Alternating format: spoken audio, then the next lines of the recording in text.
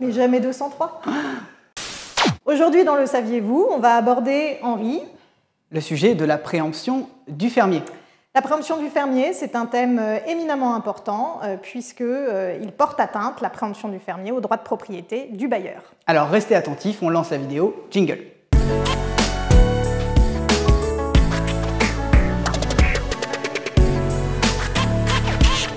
La préemption du fermier, c'est l'action d'acheter par priorité à l'acquéreur choisi initialement par le propriétaire. Concrètement, le propriétaire va vouloir vendre un bien, il va falloir aller purger le droit de préemption du fermier via le notaire instrumentaire. Alors attention, un droit de préemption, ce n'est pas un droit de préférence. Là où le droit de préférence va s'exercer aux conditions et charges fixées, le droit de préemption, lui, peut s'exercer avec révision de prix. Le fermier peut l'exercer pour son compte ou pour le compte d'un membre de sa famille. Le fermier va devoir remplir un certain nombre de conditions. La première condition, c'est d'être agriculteur depuis au moins 3 ans, d'exploiter le bien loué. Il va devoir également ne pas être propriétaire d'une certaine surface fixée par région et il va devoir s'engager à exploiter le bien préempté pendant au moins 9 ans. Parce que, Marie, quand on préempte pour acquérir son outil de travail et non pas pour spéculer.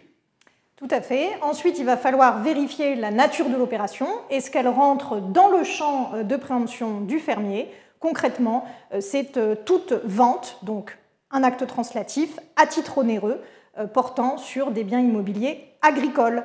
Ça exclut de facto la possibilité pour le fermier de préempter à l'occasion d'une cession de part sociale. Très concrètement, le propriétaire et l'acquéreur que celui-ci a trouvé vont se rendre chez le notaire instrumentaire et c'est ce notaire, chargé d'instrumenter la vente, qui va adresser une lettre recommandée au fermier en place pour lui annoncer l'objet de la vente, son prix, les charges et conditions de l'opération. Le fermier va avoir 2 mois pour se prononcer et attention au délai, puisque s'il ne répond pas, il sera réputé renoncer tout simplement à l'exercice de son droit de préemption.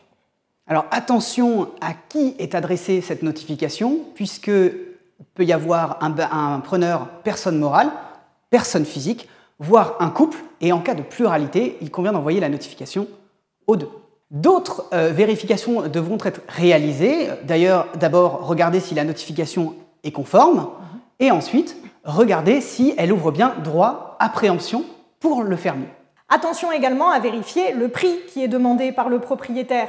Et c'est là où, Henri, on a la majorité des ventes qui se transforment en véritable chemin de croix pour le propriétaire. C'est l'instant où le fermier conteste le prix, l'estime exagéré, et il va devoir saisir le tribunal paritaire des baux ruraux pour obtenir sa réduction.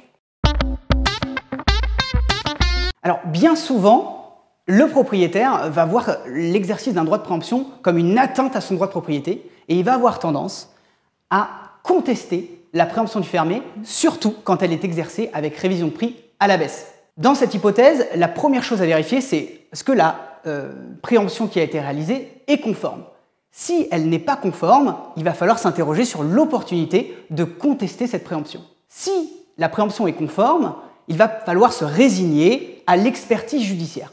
Et dans ce cas-là, il est primordial d'être accompagné pendant cette expertise judiciaire par un avocat, par un expert foncier agricole.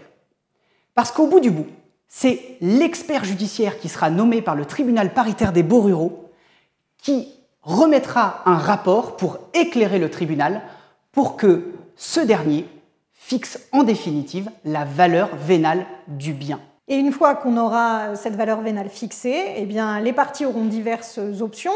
Soit ce prix convient tant au propriétaire qu'au fermier préempteur, et là, la vente peut se former entre eux, chacun partage les frais d'expertise. Soit le propriétaire n'est pas satisfait, et là, il n'aura qu'une solution, Henri, c'est de renoncer à son projet de vente, d'où la perception de l'atteinte à son droit de propriété. Soit c'est le fermier qui n'est pas satisfait par le prix fixé par le tribunal, et dans cette hypothèse, il renonce à son droit de préemption et la vente initialement projetée entre le propriétaire et son acquéreur peut être passée entre deux. Et dans ces 2 dernières hypothèses, celui qui ne veut pas acheter ou vendre au prix fixé par le tribunal garde en principe à sa charge les frais d'expertise.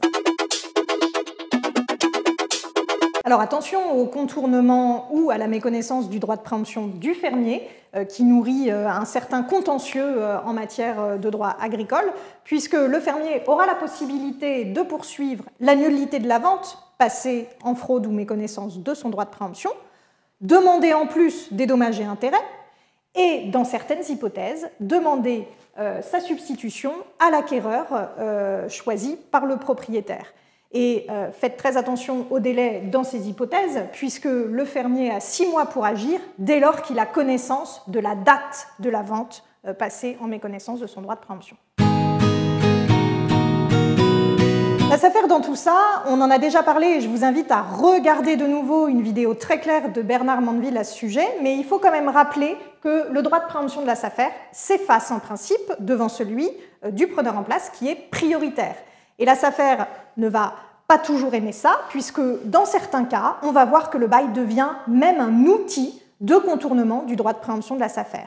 Et dans certaines hypothèses, elle va jusqu'à réclamer des justificatifs de la réalité du bail invoqué pour échapper à sa préemption.